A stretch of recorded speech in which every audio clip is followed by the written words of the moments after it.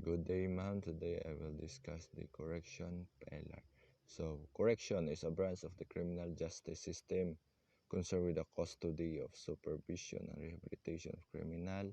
Then, penology, the study of punishment for crime of the criminal offender. The classification of corrections first is the institutional correction. So, it deals with the jails, prisons, colonies, where the criminal or a convict is going to serve a sentence. Then non-institutional correction, so it deals with the service of sentence of a convict in the outside of an institution. It also known as the community-based treatment. Then justifications of punishment, we have the retribution, expiation, deterrence, incapacitation, reformation or rehabilitation, and penalty.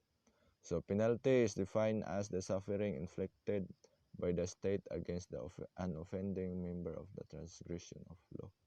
So the punishment imposed or incurred for a violation of law or rules, so suffering or the like to which one subject oneself by non-fulfillment of one obligation. Then next, duration and effects of penalties.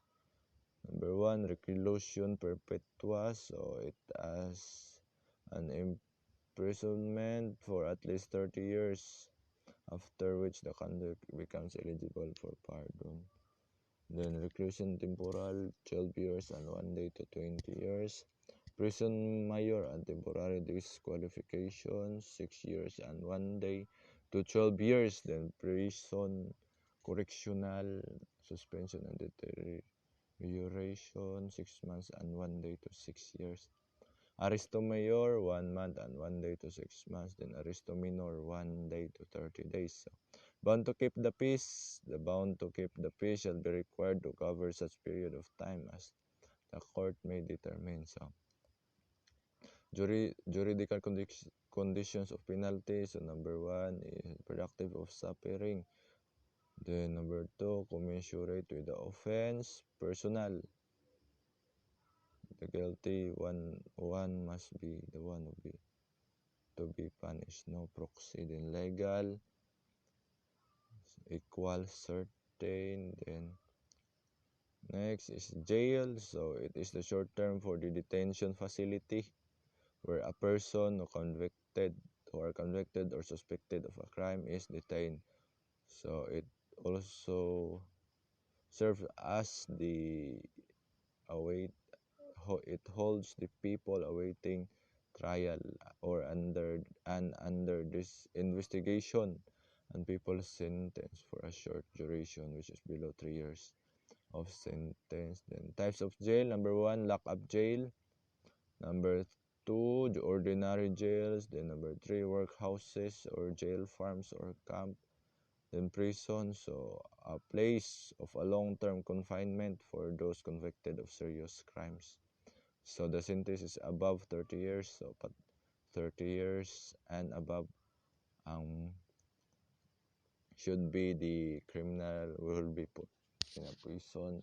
Then general classification of inmates: number one, detention prisoners, those detained for investigation for preliminary hearing. Then number two, sentenced prisoners. Three, prisoners who are safekeeping.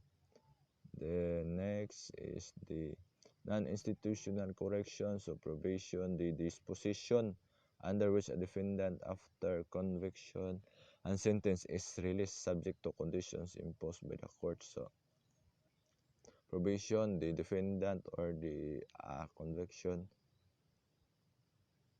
is under the supervision of a probation officer. So pardon, defined as an act of grace proceeding from the power entrusted with the president. So amnesty is an act of sovereign power granted by oblivion of general pardon of the past offense, usually granted in favor of a certain classes of persons who have committed crimes of a political character such as treason, sedition, and rebellion. So parole is the suspension of sentence of a convict after having served the minimum of his or her sentence imposed.